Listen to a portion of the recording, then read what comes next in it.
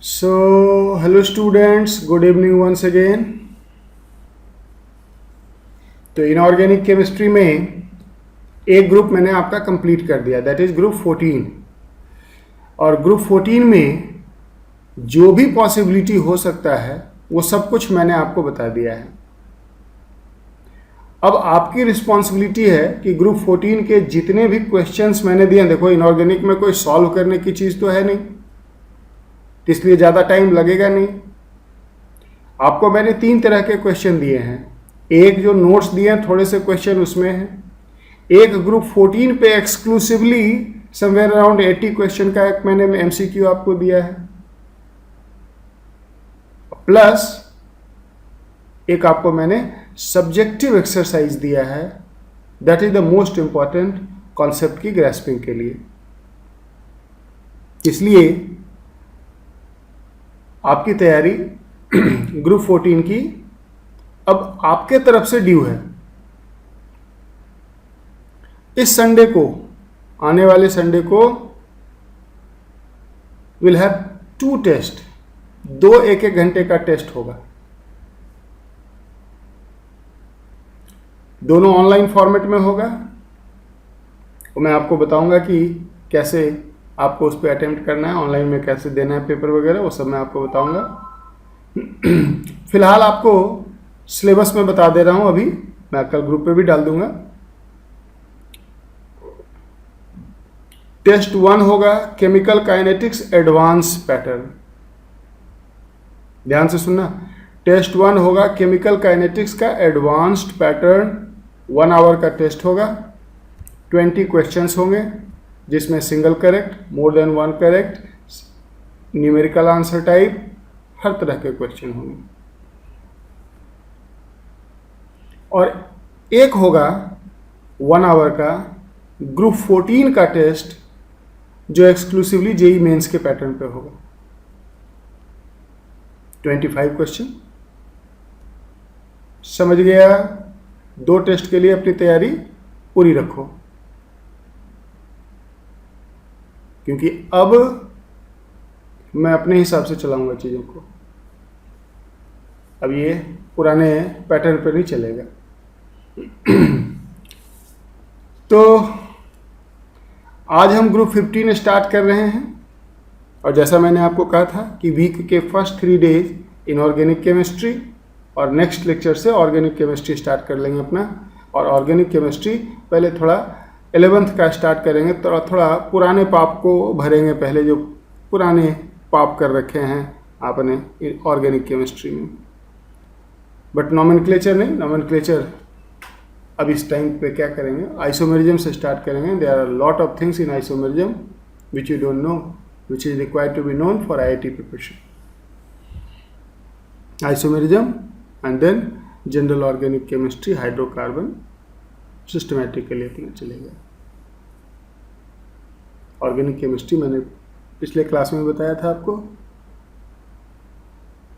require the maximum experience from teacher side, what to teach, what not to teach and how to teach.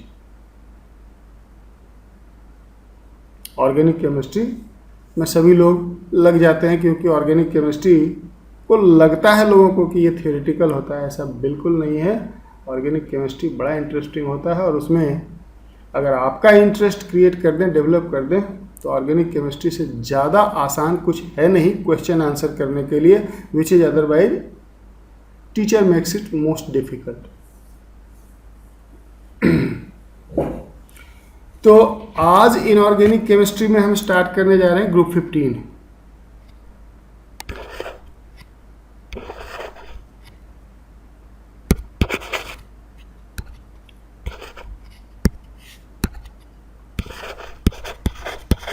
Group 15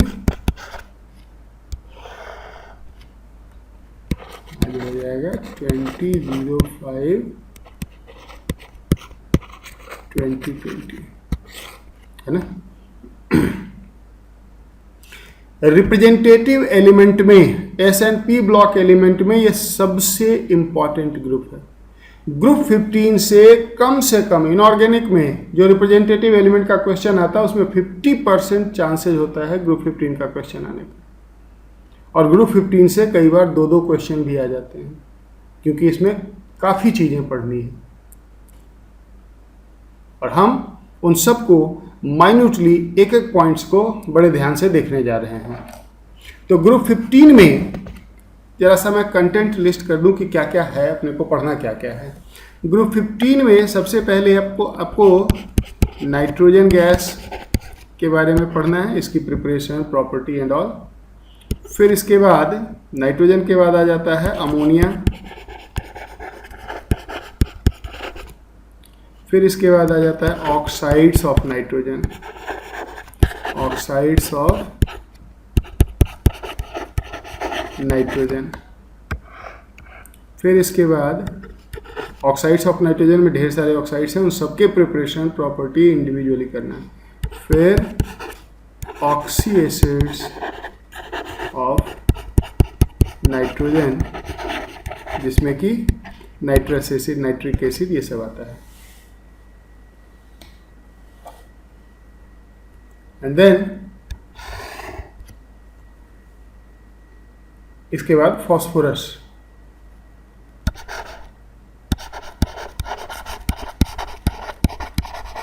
phosphorus, then oxides of phosphorus, इसमें थोड़ा सा phosphine भी है, phosphorus and phosphine, oxides of phosphorus, then oxy acids of phosphorus, and then इन सब के बाद इसमें fertilisers करना होता है। इतनी चीज़ें इसमें करना है, तो काफ़ी बड़ा टॉपिक है ये। पी ब्लॉक में सबसे बड़ा टॉपिक है, क्योंकि बाकी सब में एक एक एलिमेंट्स मेनली करना है। इसमें 2 एलिमेंट्स आ गए हैं, नाइट्रोजन और फॉस्फोरस, दोनों की केमिस्ट्री पढ़नी है हमें। तो आज हम स्टार्ट करते हैं थोड़ा नाइट्रोजन से।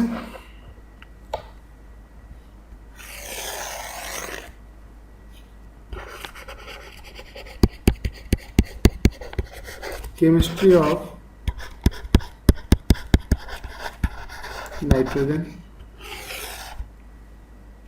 सबसे पहले इसमें आता है preparation,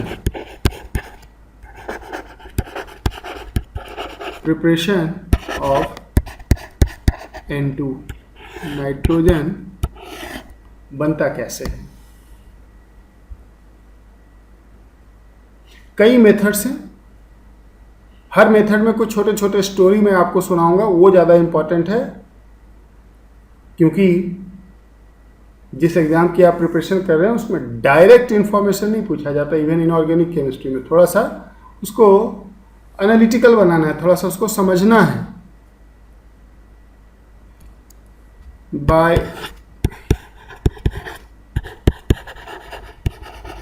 thermal decomposition,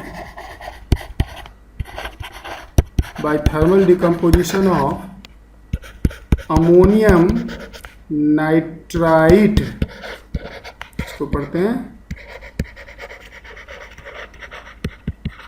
ammonium nitrite. Ammonium nitrite NH4 NO2 को अगर हम हीट करें तो ये N2 गैस प्लस 2H2O में डिकम्पोज हो जाता है। लेकिन इस रिएक्शन के साथ समस्या क्या है कि ये रिएक्शन हाईली एक्सोथर्मिक होता है। This reaction is highly exothermic, और इसलिए अगर हम अमोनियम नाइट्राइड को डायरेक्टली हीट करते हैं तो एक्सप्लोशन हो जाता है, धमाका हो जाता है, और इसलिए अमोनियम नाइट्राइड को हम कभी डायरेक्टली हीट नहीं करते। बेसिकली अमोनियम नाइट्राइड एक्सप्लोसिव बनाने के काम में आता है। अमोनियम नाइट्राइड सुनते होंगे कभी, लैंड माइंस, जमीन के नीचे बारूद बिछा के रखते हैं नक्सलाइट लोग, या फिर बॉर्डर पे हमारे बीएसएफ वाले रखते हैं कि दुश्मन ना आ जाए, या सुना होगा आईईडी, इम्पोवरिस्ड एक्सप्लोसिव डिवाइसेस। तो उन सब में अमोनियम नाइट्राइट यूज होता है। सो इट इज एक्सप्लोसिव, बारूदी है, बम है, और इसलिए डायरेक्ट हीट करेंगे तो फट ही जाएगा। Ammonium nitrite NH4NO2 is not heated directly. ये इसमें क्वेश्चन होगा, क्यों नहीं इसको डायरेक्टली हम हीट कर सकते हैं। तो फिर नहीं हीट कर सकते हैं तो तुम्हारे मन में आ रहा होगा कि तो फिर सर पढ़ाया किस लिए, इस क्या जब कोई काम ही नहीं है। काम है। अमोनियम नाइट्राइट को हम प्रिपेयर करते रहते हैं कॉन्टिन्यूसली और आगे डिकम्पोज करवाते रहते हैं। अमोनियम नाइट्राइट को हम इकट्ठा नहीं होने देते हैं। क्या करते हैं, एक ब्यूरेट से सोडियम नाइट्राइट और एक ब्यूरेट से अमोनियम क्लोराइड का सॉल्यूशन, एक ब्यूरेट से अमोनियम नाइट्राइट, दूसरे ब्यूरेट से एक ब्यूरेट से सोडियम नाइट्राइट, दूसरे ब्यूरेट से अमोनियम क्लोराइड, एक बीकर में हम ऐड करते रहते हैं drop by drop by drop by, और बीकर को नीचे से हीट करते रहते हैं। तो क्या होगा, नीचे जो भी अमोनियम नाइट्राइट बनेगा इंस्टेंटली डिकम्पोज हो जाएगा। तो अमोनियम नाइट्राइट हम इकट्ठा एक साथ नहीं होने देते हैं, जिससे कि एक्सप्लोशन ना हो, बनते जाए और डिकम्पोज होते जाए। तो यहाँ पे NaCl एंड अमोनियम नाइट्राइट बनेगा और ये आगे डिकम्पोज होके N2 + 2H2 बन जाएगा। समझ गया? तो इस तरह से अब तो अमोनियम नाइट्राइट को हम प्रोड्यूस एंड डिकम्पोज करते रहते हैं साइमल्टेनियसली। दूसरा, ये बड़ा इंपॉर्टेंट प्रिपरेशन है नाइट्रोजन का। नाइट्रोजन का प्रिपरेशन है, बट इसमें कई रिएक्शंस आएगा, वो रिएक्शंस ज़रा ध्यान से देखना, डायरेक्ट पूछा जाता है। By oxidation of ammonia, ammonia में नाइट्रोजन -3 स्टेट में है और N2 में नाइट्रोजन 0 स्टेट में होता है। तो अगर अमोनिया के नाइट्रोजन को N2 में कन्वर्ट करना हो तो ऑक्सीडेशन ही करना पड़ेगा। कई रिएजेंट उसके लिए यूज किए जा सकते हैं। 3 रिएजेंट मैं आपको बताने जा रहा हूँ, हर रिएजेंट में कुछ ना कुछ बात होगी। That is important to understand for the question point of view.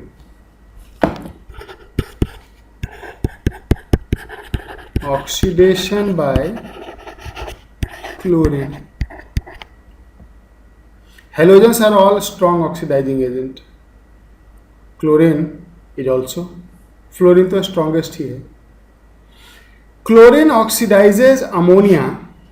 Ammonia में अगर हम क्लोरीन गैस पास करें तो ये अमोनियम क्लोराइड और नाइट्रोजन गैस बनाता है। इसको अगर बैलेंस करना चाहते हैं तो 4 हाइड्रोजन इधर 3 है, 4 3 जा 12, 3 6 कर दो, 2 8 इधर 8 कर दो, 6 4 24, 8 3 जा 24, Cl2 6 Cl 3 Cl2 बैलेंस हो गया। अब इसमें खास क्या है,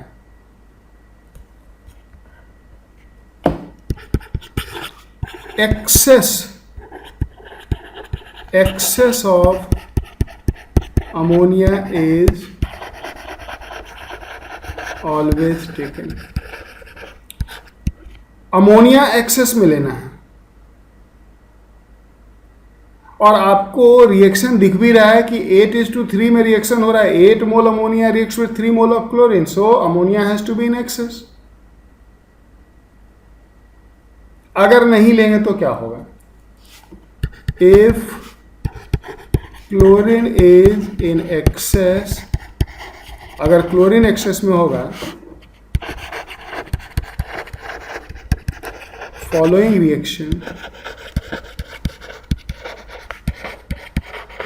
अगर कौन सा क्लोरीन प्लस अमोनिया ये बना देगा, अगर क्लोरीन एक्सेस में हुआ तो NCl3 प्लस HCl, 3 हाइड्रोजन है तो 3HCl, 3 इधर हो गया, 6 क्लोरीन 3। अब देखो क्लोरीन का मोल 3 हो गया, अमोनिया का 1 हो गया, यानी कि इसमें क्लोरीन आ गया एक्सेस में। तो अगर क्लोरीन एक्सेस में होगा तो NCl3 बनेगा, न कि N2 बनेगा, और NCl3 एक अलग बम है, इट इज ऑल्सो एक्सप्लोसिव। तो अगर अमोनिया एक्सेस में लेंगे तो नाइट्रोजन बनेगा, और अगर क्लोरीन एक्सेस में लेंगे तो धमाका हो जाएगा, एक्सप्लोसिव बन जाएगा NCl3। समझ गए? हाँ जी। तो ये है ऑक्सीडेशन विथ क्लोरीन के साथ। दूसरा इसमें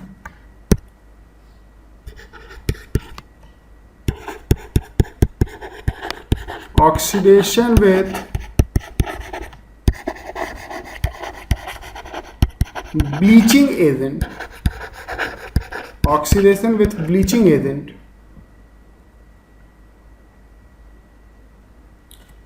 अगर हम अमोनिया को ब्लीचिंग एजेंट क्या होता है? CaOCl2, इसी को कहते हैं ब्लीचिंग एजेंट। अगर ब्लीचिंग एजेंट के साथ ट्रीट करें, इधर ले लो 2, तो 2 3 जा 6 हाइड्रोजन, 3H2O, उसके लिए 3 लेना पड़ेगा ब्लीचिंग एजेंट, तो 3H2O plus N2 plus 3CaCl2।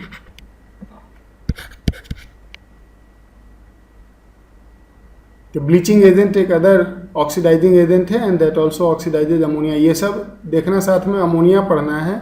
और अमोनिया में हम रिएक्शंस ज़्यादा नहीं डिस्कस करेंगे, क्योंकि अमोनिया का रिएक्शंस यही तो देख रहे हो, अमोनिया का क्लोरीन के साथ, अमोनिया का ब्लीचिंग एजेंट के साथ। ये नाइट्रोजन का प्रिपरेशन है, बट अमोनिया का प्रॉपर्टी भी तो है साथ में, है ना?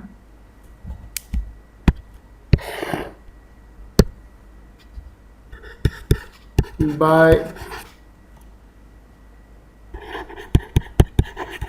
oxidation with cupric oxide CuO। Cupric oxide भी अमोनिया को ऑक्सीडाइज करता है। अगर हम अमोनिया को क्यूप्रिक ऑक्साइड के साथ हीट करें, यहाँ 3 ले लेते हैं, ये 3H2O प्लस 3Cu और प्लस N2 गैस बन जाएगा। तो ये है 3 different methods for preparation of ammonia, for preparation of nitrogen from ammonia, जिसमें अमोनिया का हम ऑक्सीडेशन कर रहे हैं। समझ गए ना? ये सब थोड़ा सा रॉ होता है, इसमें बहुत ज़्यादा मज़ा नहीं आता है, लेकिन कोशिश मैं करता हूँ थोड़ा सा इंटरेस्टिंग बनाने का, तो आपको भी थोड़ा सा ये फील करना पड़ेगा कि इंटरेस्ट आ रहा है। नहीं उतना बुरा नहीं है, ठीक ठीक है। बदनाम ऐसे ही इनऑर्गेनिक केमिस्ट्री को सब किए रहते हैं, इतना बुरा तो नहीं है इनऑर्गेनिक केमिस्ट्री। असल में बदनाम इसलिए लोग किए रहते हैं कि स्टूडेंट पढ़ने का डिमांड नहीं करे, तो टीचर जो है बच के निकल जाता है, पढ़ लेना खुद से। वो कभी नहीं हो पाता, आप ढूंढ ही नहीं पाओगे इतने इन्फॉर्मेशन किसी किताब में एक जगह। तो ऑक्सीडेशन ऑफ अमोनिया हो गया। अब आ जाओ थर्ड मेथड पे, bye reduction of oxides of nitrogen. Nitrogen के कुछ लोअर ऑक्साइड ये सब होते हैं, N2O, लाफिंग गैस, NO, इन सब को अगर हम कॉपर मेटल के साथ हीट करें तो ये क्यूप्रिक ऑक्साइड और N2 गैस, दो ले लो, ये भी दो ले लो, तो 2CuO प्लस N2 गैस। तो नाइट्रोजन के ऑक्साइड को अगर हम कॉपर के साथ हीट करें तो नाइट्रोजन के ऑक्साइड का रिडक्शन हो रहा है, नाइट्रोजन प्लस ऑक्सीडेशन स्टेट से 0 में जा रहा है। So by reduction of oxides of nitrogen can be obtain. कौन सा नंबर था? थर्ड। फोर्थ मेथड में आ जाओ। कंसंट्रेटेड नाइट्रिक एसिड को अगर हम हीटेड कॉपर के ऊपर से पास करें तो नाइट्रोजन गैस बनता है। आगे मेटलर्जी में चीज़ें थोड़ी और क्लियर होगी, क्योंकि वहाँ पे हर मेटल का नाइट्रिक एसिड के साथ सबसे क्रूशियल रिएक्शन होता है, तो वहाँ कॉपर में भी। और एक जनरल ट्रेंड भी मैं बताता हूँ बच्चों को, जिससे कि वो आसानी से याद हो जाता है। अभी नाइट्रोजन के प्रिपरेशन के एंगल से देखो इसे। by passing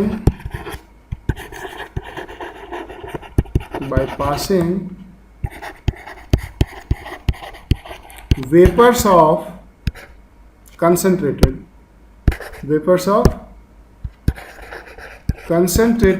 HNO3 over hot copper,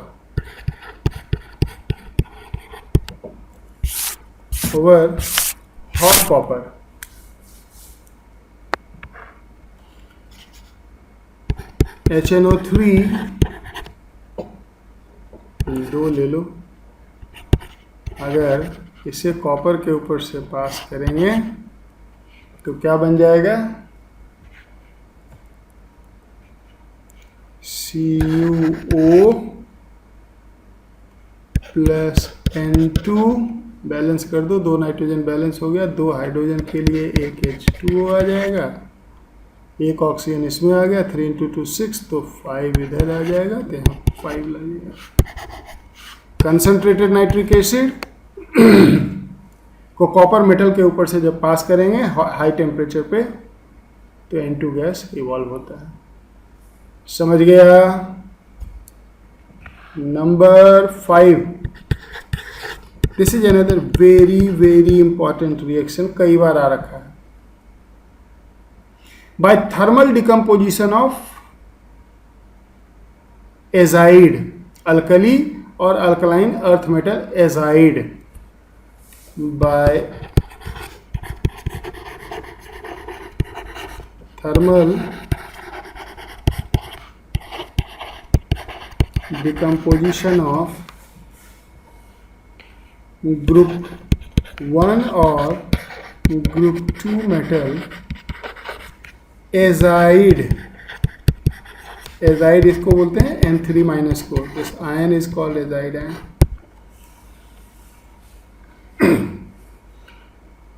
तो अगर सोडियम एजाइड लिखना हो तो उसका फॉर्मूला क्या लिखोगे? NaN3, N3 पे है -1, तो इसके 2 यूनिट लेंगे और इसे जब हीट करेंगे तो इससे 2 सोडियम मिलेगा और प्लस 3 टाइम्स N2 गैस।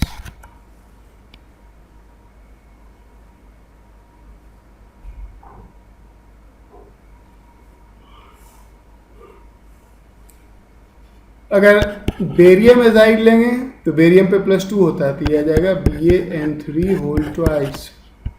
अगर इसे हीट करोगे तो बेरियम प्लस 3N2 गैस मिलेगा। जो सबसे खास बात, जो सबसे इंपॉर्टेंट बात, जो सबसे अहम बात है इसमें, वो ये है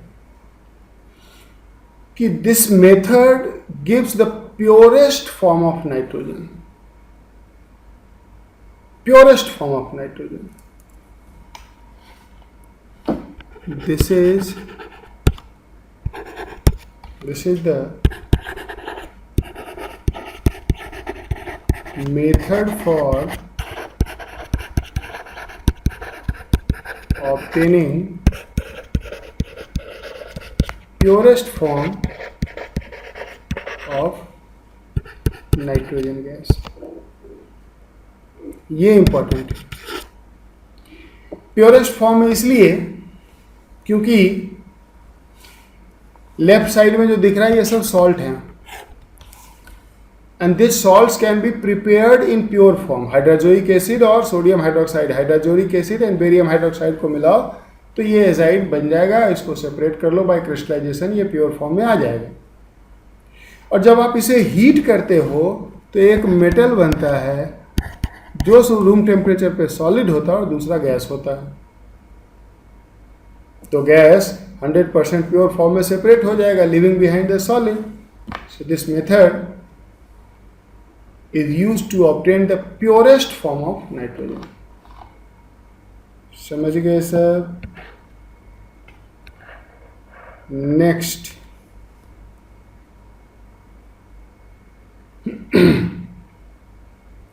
नाइट्रोजन का सबसे बड़ा सोर्स क्या है? Nature itself. हमारे एटमॉस्फेयर में, एयर में अप्रॉक्सीमेटली 80% नाइट्रोजन है, 78% है ना, रफली 80%। तो सबसे आसान होगा एयर से ही नाइट्रोजन को निकाल लेना, काहे को इतना मेहनत करना। So that is another method. Commercial level पे नाइट्रोजन एयर से ही सेपरेट होता है।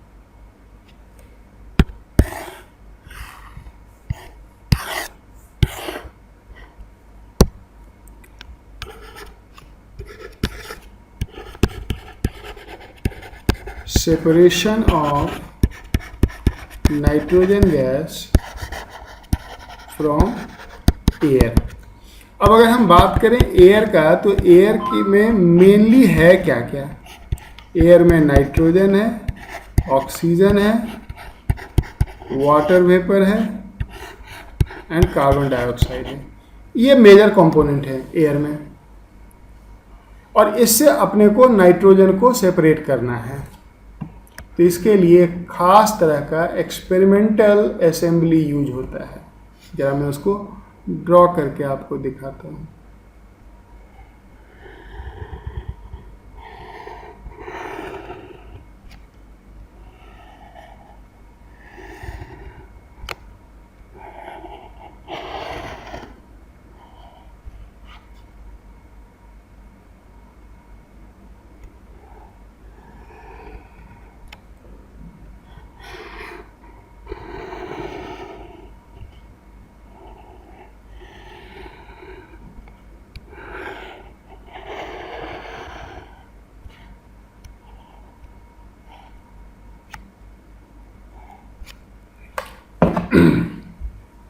ये दो यू ट्यूब है जो आपस में कनेक्टेड है इस तरह से। एक में यहाँ पे रखा जाएगा KOH, पोटेशियम हाइड्रोक्साइड, दूसरे में रखा जाएगा कैल्शियम क्लोराइड। यहाँ से एयर पास करेंगे, वो इन दोनों यूट्यूब के थ्रू पास करते हुए यहाँ एक चेम्बर से पास होगा, जिस चेम्बर में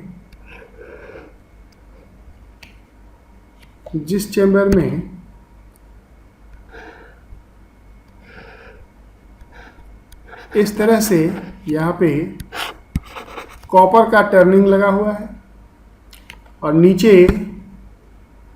नीचे बर्नर है जो उसे हीट कर रहा होगा। हॉट कॉपर टर्निंग है, और यहाँ से जो भी निकलेगा उसे इस तरह से इन्वर्ट डिस्प्लेसमेंट टेक्निक के थ्रू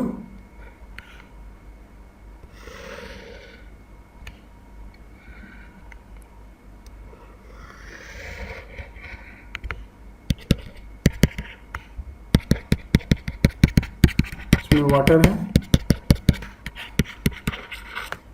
और यहाँ पे N2 गैस कलेक्ट होगा। इसमें जो बीच में यूज हुआ है उन सबका रोल जरा समझना जरूरी है कि क्या क्या रोल है उसके। सबसे पहले KOH will absorb क्या एब्जॉर्ब कर लेगा? Acidic oxide absorb CO2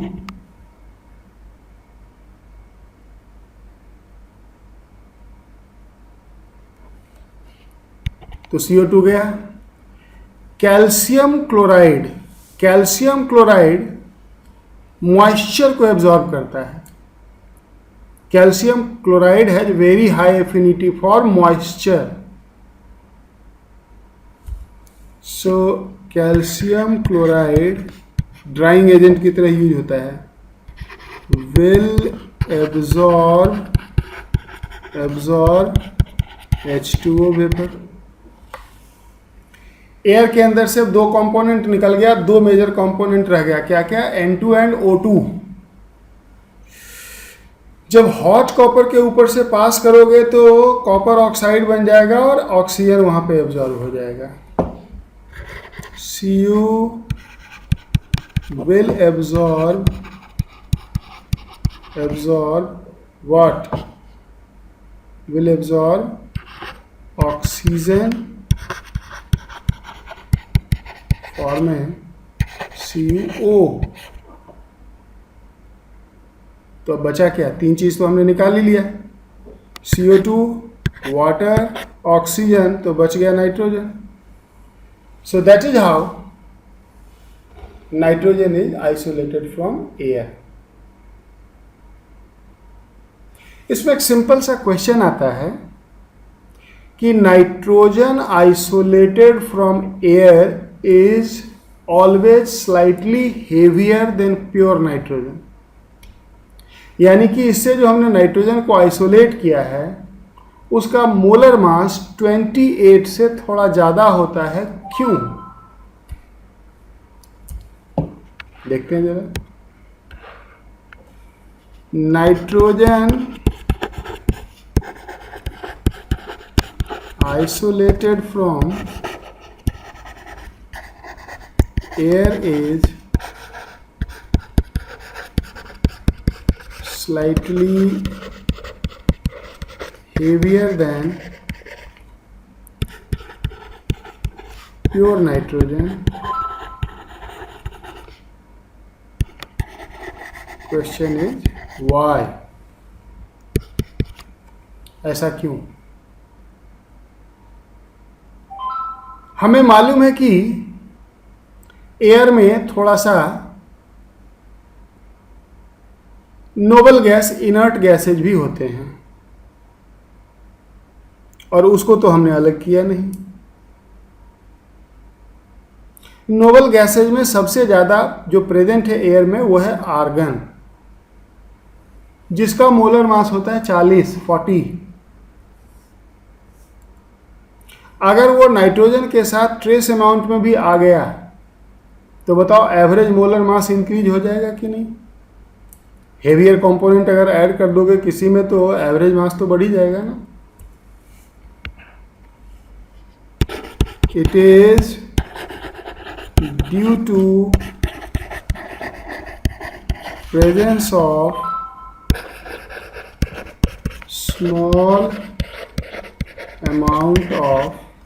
small amount of heavier inert gases in air like argon, krypton, etc. समझे? इन सब के वजह से नाइट्रोजन का थोड़ा सा मोलर मास बढ़ जाता है। तो ये है नाइट्रोजन के प्रिपरेशन के बारे में। अब आ जाओ properties of properties of nitrogen में। प्रॉपर्टीज ऑफ नाइट्रोजन, सबसे पहले नाइट्रोजन एक colourless, odourless, tasteless, non combustible gas होता है। क्या कहा मैंने कि नाइट्रोजन N2 एक रंगहीन, गंधहीन, स्वादहीन, न रंग है, न गंध है, न स्वाद है, गैस होता, न जलता न जलाता, neither burn nor support combustion. That is the reason why air में ये 80% है। अगर ये रिएक्टिव होता तो अब तक रिएक्ट कर गया होता, कुछ बन गया होता, है या नहीं? So nitrogen is, it is colourless, odourless, गंधहीन and tasteless gas at room temperature. दूसरा, it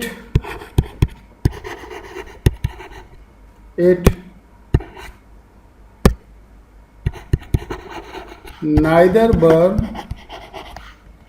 burns nor support combustion. Neither burn nor support combustion, न तो जलता है न कंबशन को सपोर्ट करता है। समझ गए? neither burn nor support combustion. तीसरा,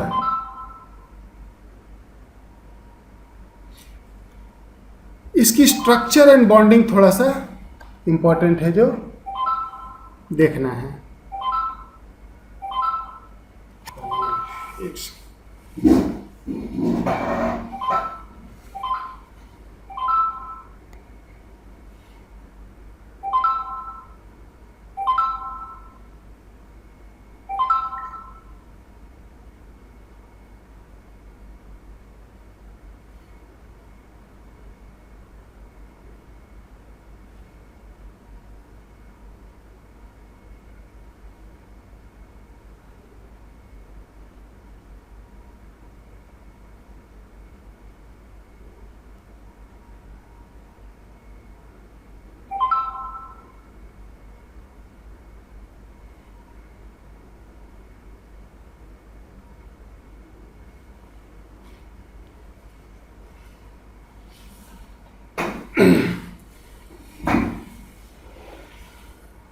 इसकी स्ट्रक्चर एंड बॉन्डिंग की हम बात कर रहे थे।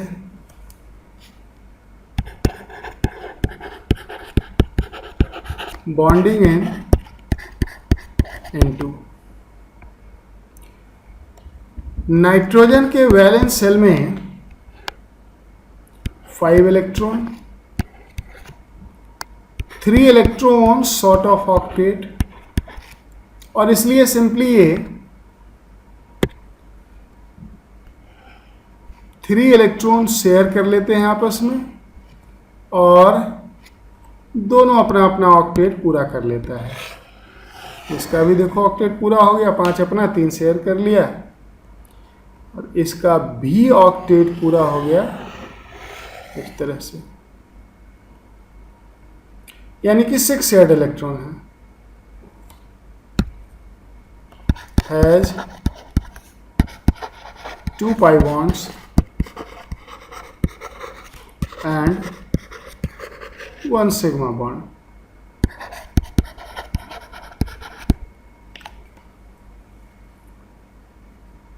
पॉइंट ये है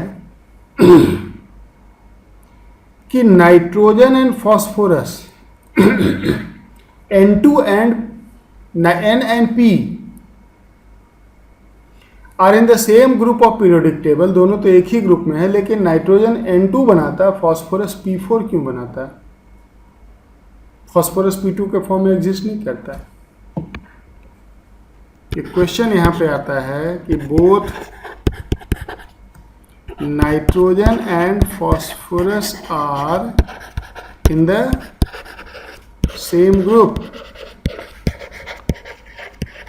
in the same group nitrogen exists as N2 while phosphorus as P4, क्यों है? तो नाइट्रोजन N2 अभी वो तो मैंने आपको दिखाई दिया कि ऑक्टेट पूरा करने के लिए। फॉस्फोरस ऐसा क्यों नहीं कर सकता? उसके लिए जरा फिर से देखो, नाइट्रोजन में 2 पाई बॉन्ड और एक सिग्मा बॉन्ड है। अगर हम बात करें फॉस्फोरस की तो सिचुएशन तो इसमें भी दिख रहा है वैसा ही।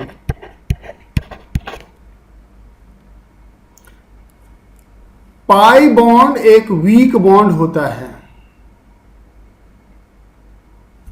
Pi bond is a weak interaction. Weak interaction का मतलब वीक बॉन्ड होता है। And bond energy inversely proportional to bond length होता है।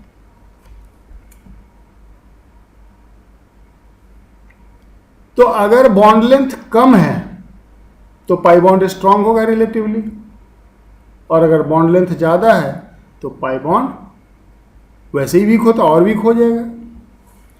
Nitrogen is smaller in size than phosphorus. तो N2 में due to smaller size of nitrogen relatively stronger pi bond बनता है, और इसलिए पाई बॉन्ड स्टेबल हो जाता है। जबकि फॉस्फोरस में due to larger size of phosphorus के बीच में डिस्टेंस ज्यादा हो जाएगा, बॉन्ड लेंथ ज्यादा होगी, तो वीकर पाई बॉन्ड बनेगा और वो थर्मोडायनेमिकली अनस्टेबल होता है, इसलिए नहीं बन पाता।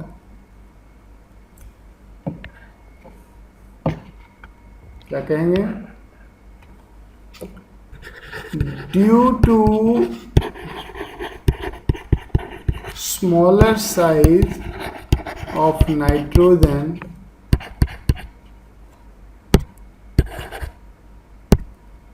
relatively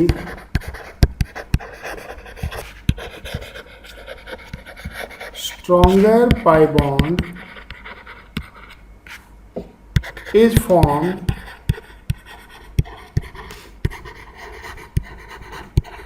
between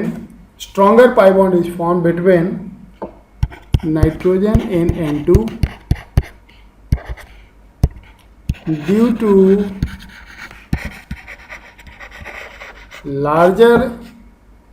larger size of phosphorus, very weak pi bond is formed between phosphorus in P2, thermodynamically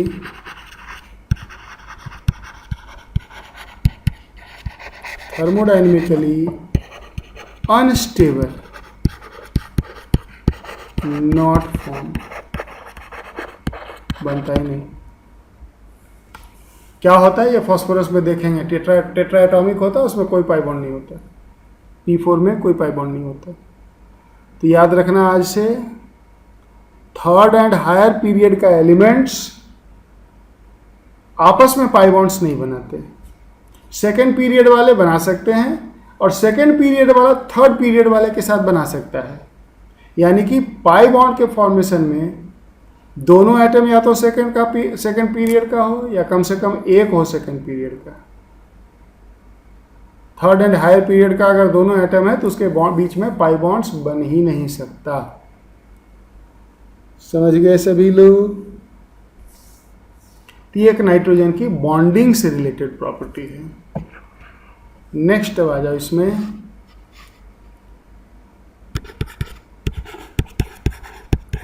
action of metal. Nitrogen को अगर हम highly electropositive metals like sodium potassium, sodium potassium नहीं, अल्कली मेटल के साथ तो react ही नहीं करता एक को छोड़ के, ग्रुप 2 वाला मैग्नीशियम, कैल्शियम, बेरियम, इन सब के साथ अगर हीट करते हैं तो उनका नाइट्राइड बन जाता है। Calcium, barium, strontium, aluminium reacts on heating to get nitride.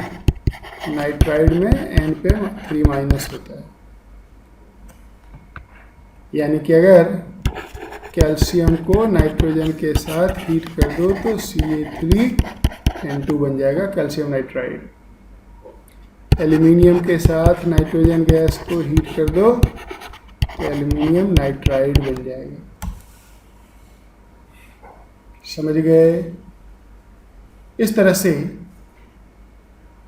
Reactions होंगे।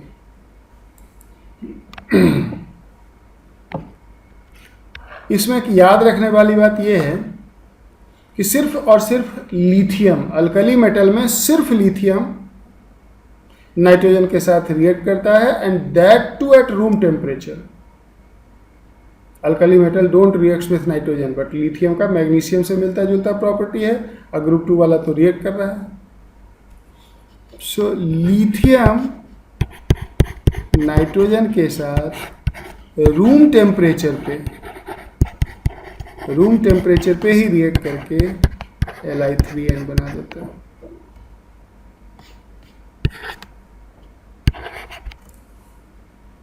समझ गया? So lithium form nitride only alkali metal. Alkali metal that combines with nitrogen.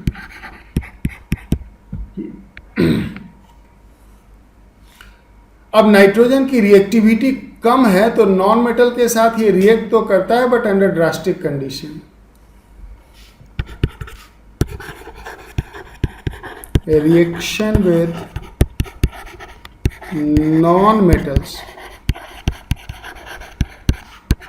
अगर नाइट्रोजन को बोरन्स के साथ हीट करो तो बोरन नाइट्राइड पॉलीमर बन जाता है।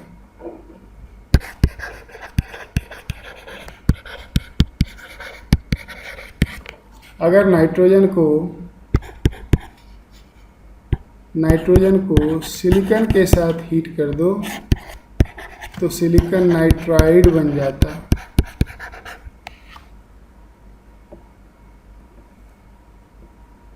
नाइट्रोजन को ऑक्सीजन के साथ मालूम है somewhere around 3000 degree Celsius heat करो तब जाके नाइट्रिक ऑक्साइड बनता है। और इतना टेम्परेचर एटमॉस्फेयर में आ सकता है क्या? कभी नहीं। कभी कभी लाइटनिंग के टाइम पे प्रोड्यूस्ड ड्यूरिंग लाइटनिंग। तो रिएक्शन विथ नॉन मेटल्स, सबसे इंपॉर्टेंट रिएक्शन नाइट्रोजन का मैं बताने जा रहा हूं। Reaction with calcium carbide, this is the most important reaction of nitrogen. A reaction with calcium carbide. अगर कैल्शियम कार्बाइड के साथ नाइट्रोजन को हीट करते हैं तो कंपाउंड बनता है CaNCN और एक कार्बन बाहर निकल जाता है, और इस कंपाउंड को कैल्शियम साइनामाइड कहते हैं। इसे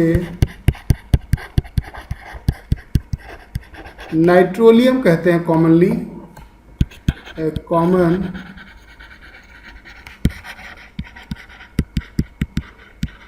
फर्टिलाइजर होता है। नाइट्रोलियम एक कॉमन फर्टिलाइजर होता है। तो ये कैल्शियम साइनामाइड, इस रिएक्शन को साइनामाइड प्रोसेस भी कहते हैं। ये फर्टिलाइजर इंडस्ट्री में यूज होता है नाइट्रोलियम बनाने के लिए, और नाइट्रोलियम जो है बहुत फास्ट फर्टिलाइजेशन करता है सॉइल का। ये नाइट्रोलियम सॉइल में जाके हाइड्रोलिसिस करके कैल्शियम कार्बोनेट बनाता है और अमोनिया बनाता है, और यही सॉइल को फर्टाइल बनाता है। सॉइल फर्टाइल होने के लिए स्लाइटली अल्कलाइन होना चाहिए, सॉइल को थोड़ा बेसिक होना चाहिए, और स्लाइटली ये नहीं कि NaOH डाल के आ जाएंगे खेत में, तो जो थोड़ा बहुत हुआ होगा वो भी जल जाएगा। समझ गया? तो नाइट्रोजन में इतनी सी बातें हैं। अब आ जाओ इसका एक कंपाउंड को आज देखते हैं थोड़ा।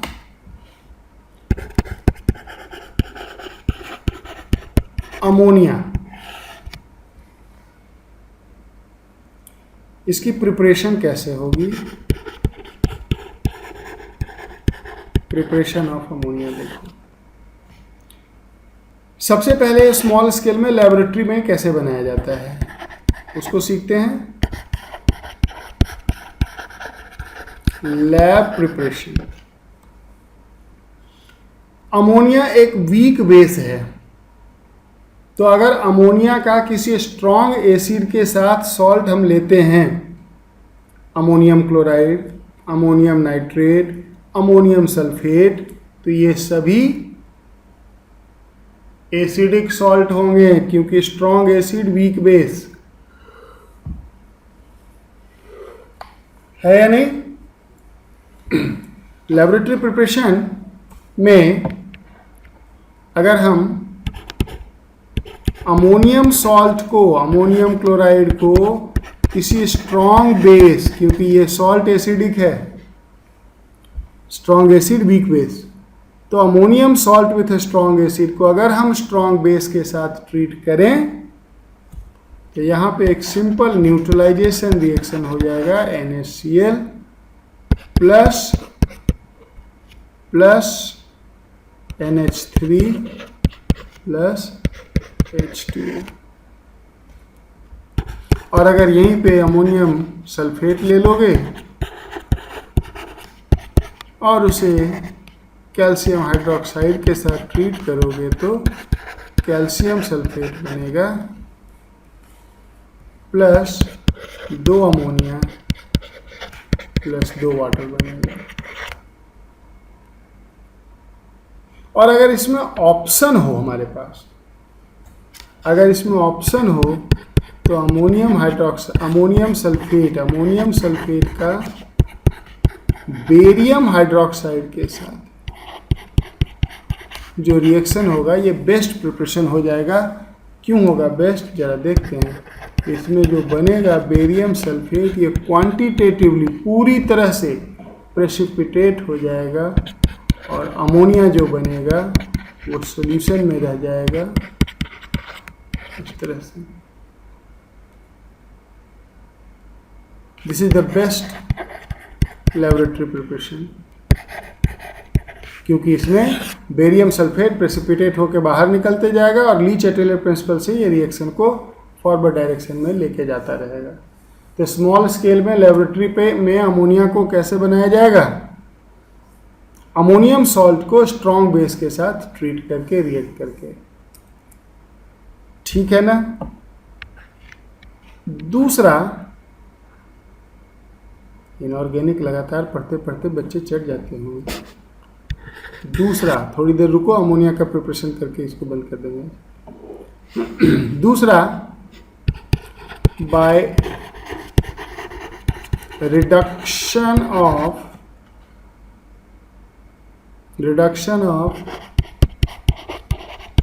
नाइट्रेट्स और nitrides of alkali metal with zinc और एल्यूमिनियम। देखो इसको अगर हम रिएक्शन में लिखने जाएं तो पता नहीं कितने रिएक्शन हो जाएगा, नाइट्रेट का जिंक के साथ, नाइट्रेट का एल्यूमिनियम के साथ, नाइट्राइट का जिंक के साथ, नाइट्राइट का एल्यूमिनियम के साथ। लेकिन इन सब को एक कॉन्सेप्ट से हम लोग सीखते हैं कि क्या होने जा रहा है। इन अल्कलाइन मीडियम है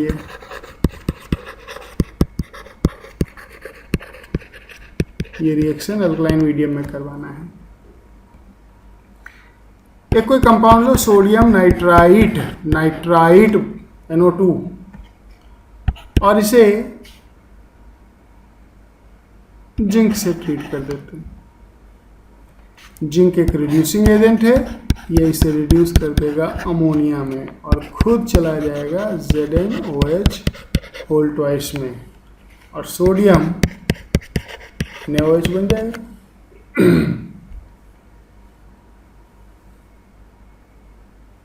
रिएक्शन का थीम समझ गए ना? नाइट्राइट और नाइट्रेट का रिडक्शन करवाना है एल्युमिनियम और जिंक के साथ। अब मान लो इस रिएक्शन को हम बैलेंस करना चाहते हैं, ये एक रेडॉक्स रिएक्शन है, और रेडॉक्स के मेथड में अगर हम जाएं तो शायद एक लंबा प्रोसेस हो जाएगा। एक शॉर्टकट टेक्निक भी मैंने आपको बताया था। जिंक में देखो 2 का चेंज आ रहा है, जिंक 0 से +2 में जा रहा है, और नाइट्रोजन को अगर देखो तो नाइट्रोजन लेफ्ट साइड में +3 है, राइट साइड में -3 है। 6 का चेंज है, यहाँ पे 6 का चेंज है और यहाँ पे 2 का चेंज है। कॉमन फैक्टर हो गया 1 3, 1 यहाँ 3 यहाँ, तो 1 सोडियम नाइट्रेट से 1 अमोनिया ही बनेगा, 1 NaOH बनेगा, 3 जिंक से 3 ZnOH होल ट्वाइस मिलेगा, बाकी वाटर लगेगा, लेफ्ट साइड में वाटर लगा के बैलेंस कर देंगे। समझ गए?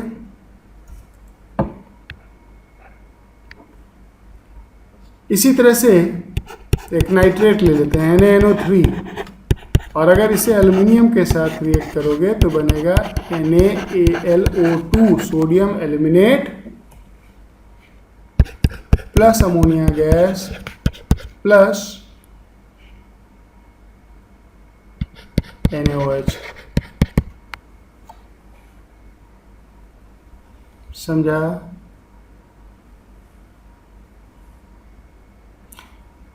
NaOH वगैरह का साइड फिक्स नहीं है।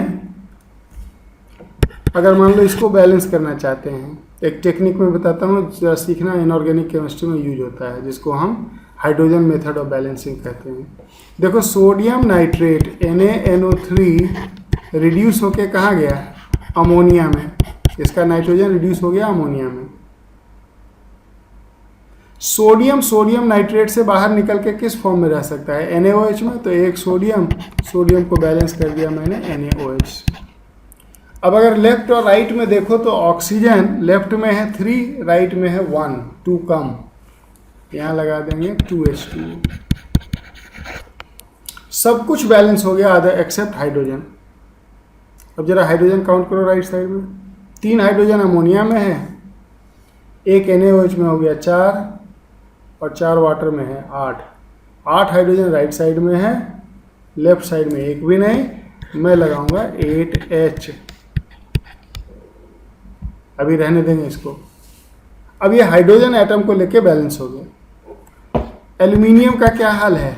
एल्यूमिनियम जा रहा है NaAlO2 में। बैलेंस करो, एक एल्यूमिनियम बैलेंस, एक सोडियम राइट में, लेफ्ट में नहीं है, NaOH सोडियम बैलेंस। अब ऑक्सीजन बैलेंस करो, राइट साइड में 2 है, लेफ्ट साइड में 1 है, तो 1 वाटर लगेगा। अब ऑक्सीजन काउंट करते हैं। हाइड्रोजन लेफ्ट साइड में 3 हाइड्रोजन है, 1 NaOH में और 2 वाटर में, 3 हाइड्रोजन, राइट में एक भी नहीं, हम लिखेंगे 3 hydrogen.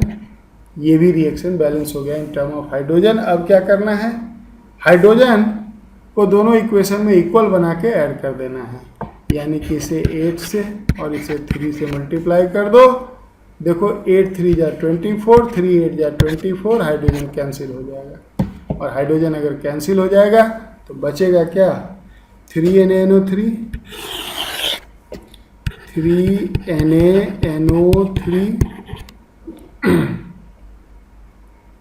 Plus 8Al plus NaOH। देखो NaOH नीचे वाले रिएक्शन में 8 है लेफ्ट साइड में, ऊपर वाले में 3 है राइट साइड में, तो 5 आ जाएगा लेफ्ट साइड में, 5 NaOH। 8 था उधर से 3 कैंसिल हो जाएगा, gives 3 ammonia plus 8 NaAlO2 plus water देख लो, 3 × 2 6 वाटर, राइट में ऊपर में, नीचे 8 है लेफ्ट में, 8 5 वाटर लेफ्ट में ही आ जाएगा।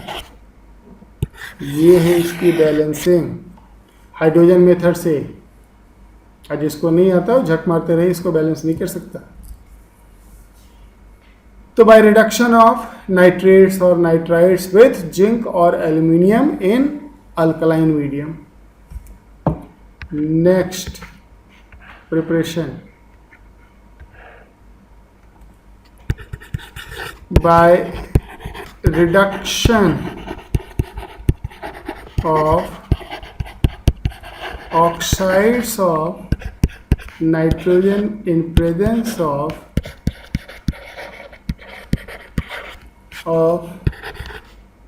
निकेल और प्लेटिनम। ये सिंपल कैटालिटिक हाइड्रोजनेशन है। निकेल ऑक्साइड लो, निकेल ऑक्साइड क्यों लेंगे हम, नाइट्रोजन का ऑक्साइड लेंगे ना, नाइट्रोजन का ऑक्साइड नाइट्रिक ऑक्साइड लो, हाइड्रोजन के साथ ट्रीट करो इन प्रेजेंस ऑफ प्लेटिनम,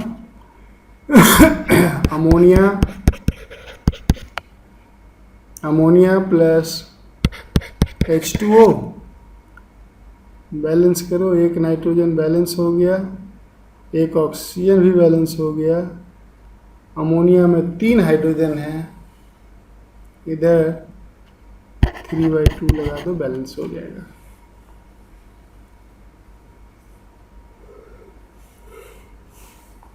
नहीं, राइट साइड में वाटर में भी तो हाइड्रोजन था, 3 2 5 5/2 आएगा।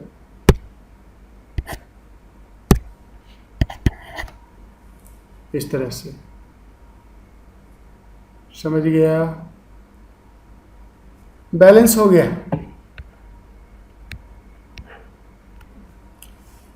तो bye reduction of oxides of nitrogen. और कुछ प्रिपरेशन देख सकते हैं बाय 6 मेथड होगा ना, third method by हैवर्स process.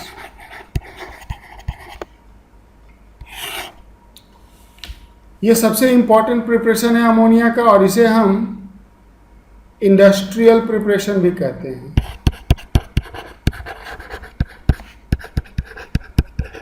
Industrial method of preparation है ना।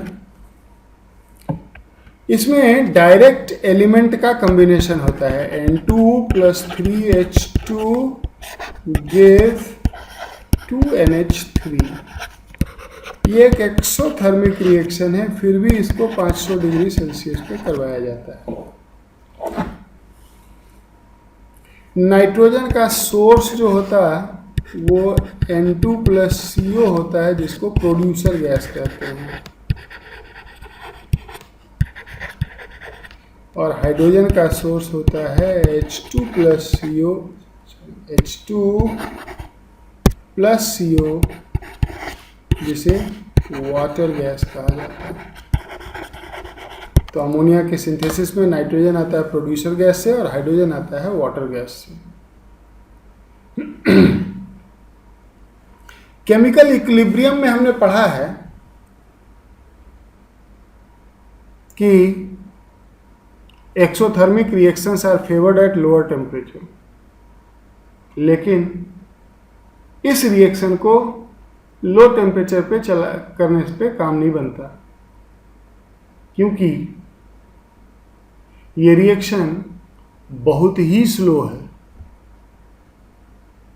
तो अगर हम टेम्परेचर हाई रखेंगे तो रेट ऑफ रिएक्शन फास्ट होगा, और अभी हमारा इंटरेस्ट उसी में है।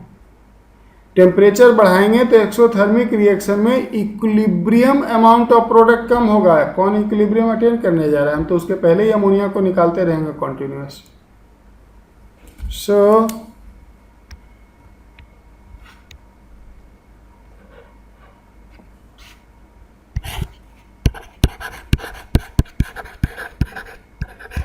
although the reaction is exothermic, it is carried out at higher temperature to have high rate of reaction. Kinetics को हम फास्ट करना चाहते हैं, higher rate of reaction. Delta H negative होने से इक्विलिब्रियम पे कम अमोनिया बनेगा,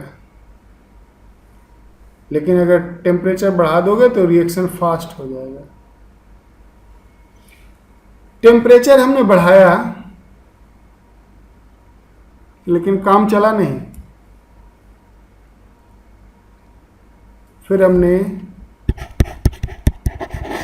हाई प्रेशर लगाया, प्रेशर इंक्रीज किया। याद करो लीचेटेले प्रिंसिपल को, increasing pressure more crowded to less crowded. More crowded क्या है इस बार? लेफ्ट साइड 3 + 1 4, राइट में 2 ही मोल हैं गैस के। तो अगर प्रेशर बढ़ाएंगे तो रिएक्शन फॉरवर्ड डायरेक्शन में जाएगा। प्रेशर बढ़ाया, अमोनिया तब भी बनने का नाम नहीं ले रहा है, बहुत ट्रेस अमाउंट में बन रहा है। फिर कैटलिस्ट डाला,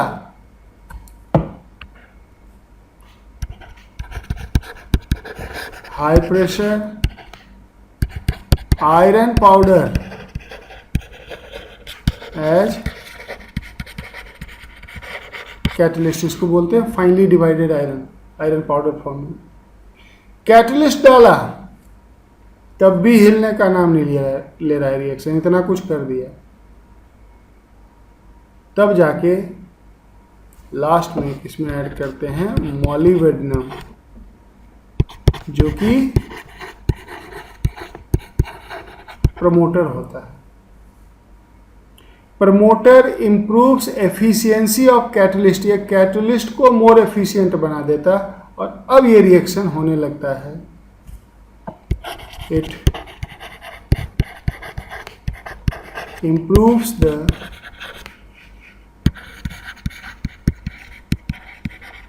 एफिशिएंसी ऑफ द कैटलिस्ट।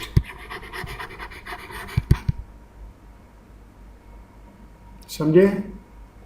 तो इस तरह से ammonia bye Haber process prepare हो जाता है। समझे?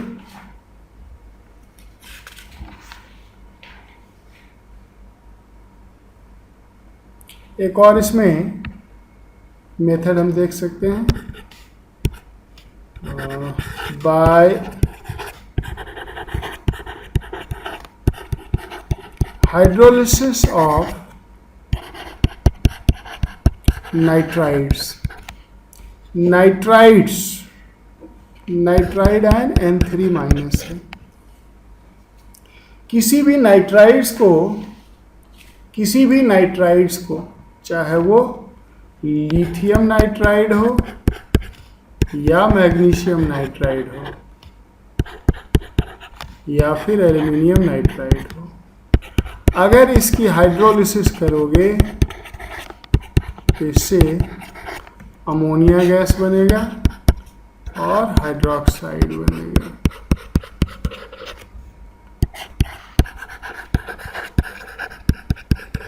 अमोनिया गैस एंड हाइड्रोक्साइड बनेगा।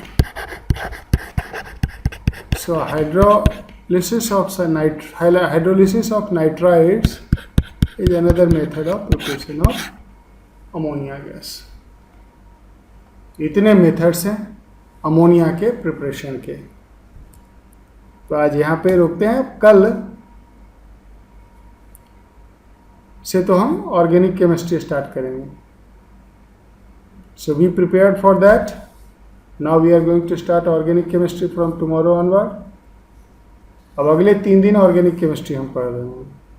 फिर से याद दिला दें, संडे को will have test on chemical kinetics and group 14 chemical kinetics advance pattern, group 14 mains pattern. तैयारी शुरू कर दो. Thank you.